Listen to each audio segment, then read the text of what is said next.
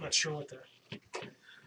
Hey everyone, Mike Wilkerson here from the Two Guys Talking Fang Banger podcast, along with podcast host David Carete.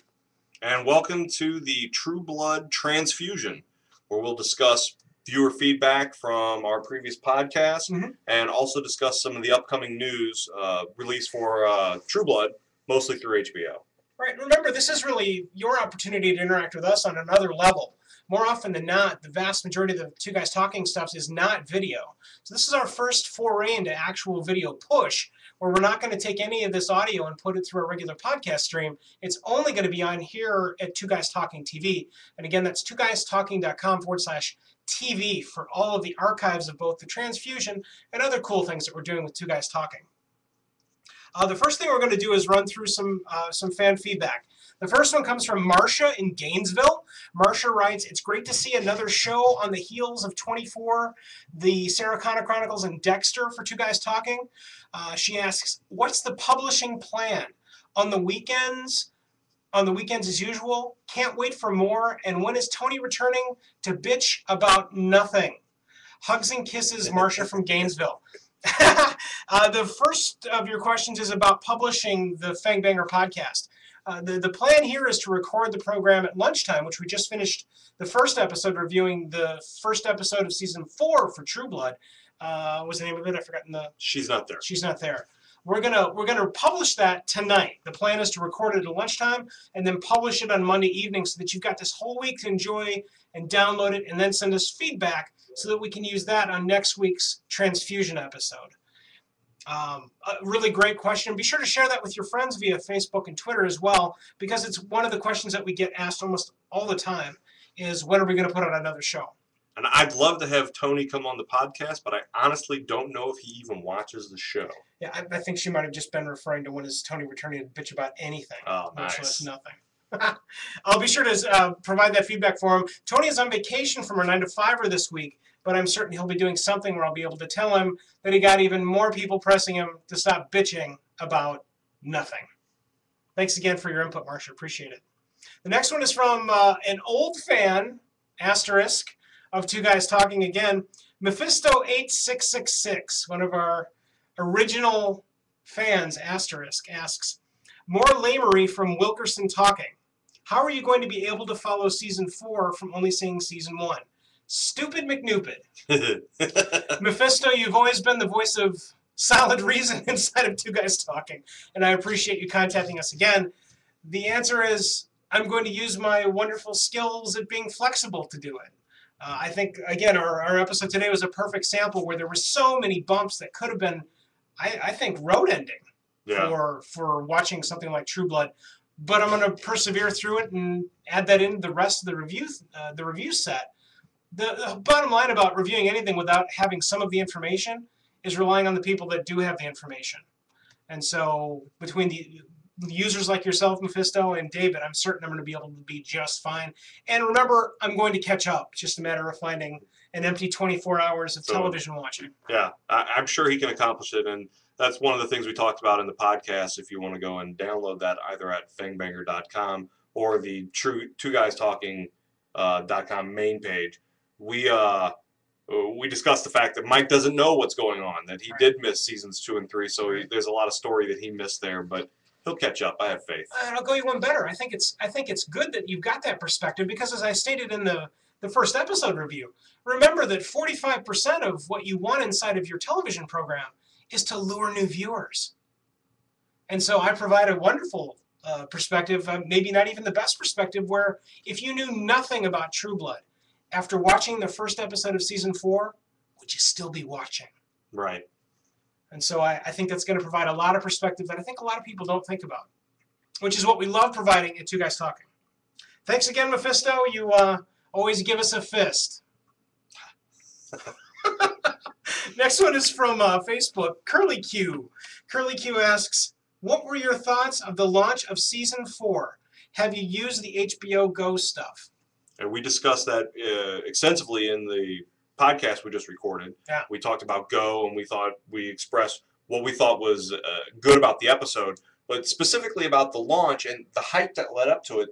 During our movie reviews, we always talk about the hype for a film, but I don't think we really touched on that in the podcast today, was the hype for this. And I haven't seen, personally, a hype machine for the return of a television series like they have had for True Blood in a very, very long time. In fact, a lot of it may be sort of groundbreaking or precedent-setting. Not just the new media push, which they had a huge amount of, but tying it into the launch of their HBO Go. If you were a subscriber to HBO, you couldn't turn on one of the HBO channels without seeing either an episode of one of the past seasons of True Blood or a bump about True Blood, a commercial, a vignette, what you missed last time, don't miss this. It was really, really, really hard pushed. Even in old school media, there was a lot of magazine coverage, a lot of television coverage. I think that there was a huge amount of hype, and I think that they were very successful for preparing us for the launch of season 4. But if you listen to the podcast, we might not have the same opinion about the actuality of that. Yeah, I think it's even better than that. You saw a lot of crossbreeding for marketing as well. You saw a ton of magazine covers utilizing the actors from True Blood just to push their magazine. But because True Blood was coming out now, they were able to hype that and push that through their magazine covers. It's genius marketing. And again, I'm trying to remember the program that offered something like that. And maybe like an American Idol. Yeah. But that's on network as opposed to some sort of premium channel. I'm trying to remember the last big push, like what we saw with True Blood. There was a lot of Lost did that a lot, especially when they were coming into their final couple of seasons. But really, I don't know. It's kind of unprecedented, the hype that they had for this and the push for the premiere. Yeah. And the bottom line, you can also catch more inside of the podcast that we just recorded, which you can find at fangbangerpodcast.com. But the gist about HBO Go is giant thumbs up.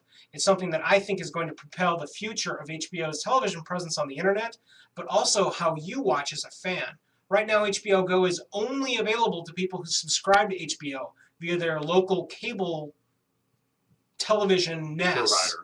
As opposed to just being able to go, well, I want to be an HBO Go subscriber, and you instead pay $30 instead of the $60 you pay for HBO inside of your television package. But I think that's coming.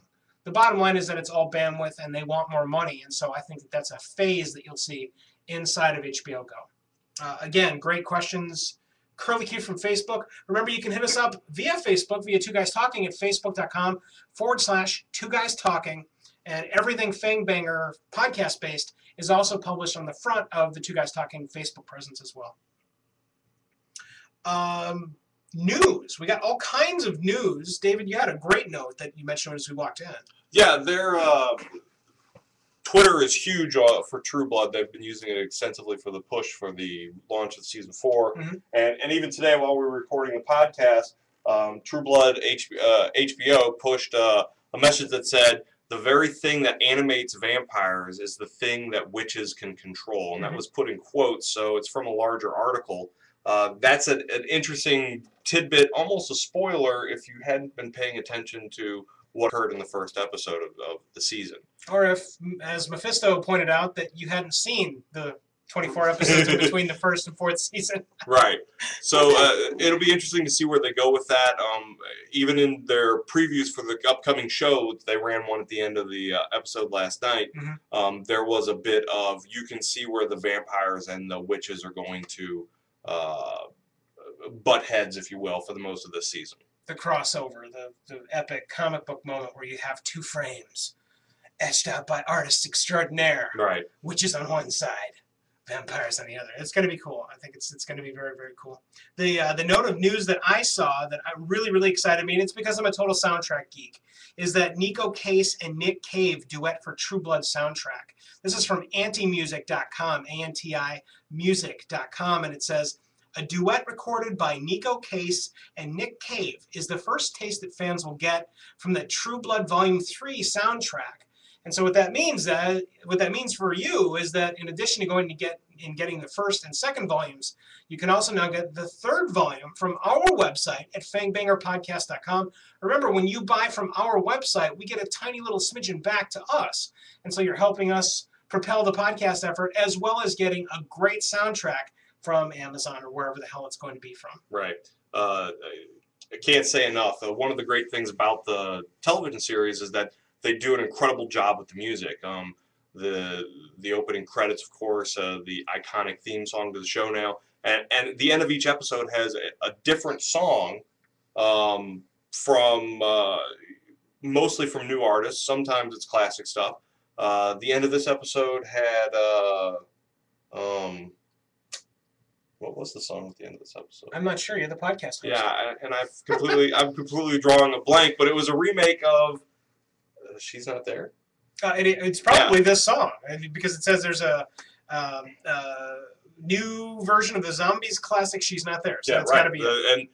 And once again, Nick Cave from the Bad Seeds, classic, creepy, moody music, and it fit in really well. The next news note we have is about True Blood's Anna Paquin's talks about love scenes and fan interaction. This one we're absolutely going to link up via our Facebook presence on Facebook. You can go to, again, facebook.com/Two Guys Talking and see all the links to our Fangbanger presence on Facebook. Or you can just go to fangbangerpodcast.com and click on the Fangbangers Podcast on Facebook link. Who doesn't want to hear about love scenes in Anna Paquin? I agree. So that's a slam dunk. The last one that I have in this very first episode of the True Blood Transfusion from Two Guys Talking is a rundown of the gaudiest moments inside of True Blood. This is another one that will definitely link up to the Facebook presence, but that's where we might lead into one of our next podcasts, is asking you what your either favorite moments are. In this case, it says what are the gaudiest moments.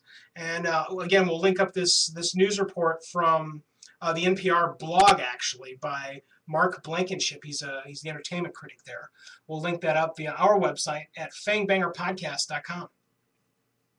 The last thing we have is the link of this episode of the Transfusion, and we're going to hit the big dogs here. I had the opportunity to send over what I think is the first contact email between Two Guys Talking and true-blood.net this weekend.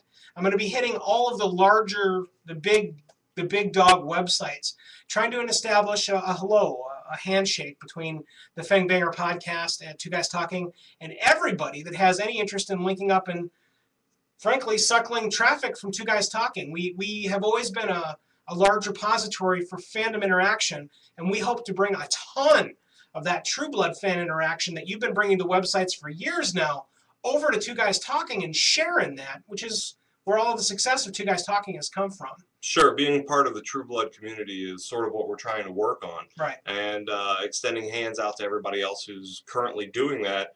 We are sort of the new kids on the block, and just waving to say hi. Yeah. In addition, you'll find, for those of you that are websites on the internet, that we've already established over 10 different links to other websites.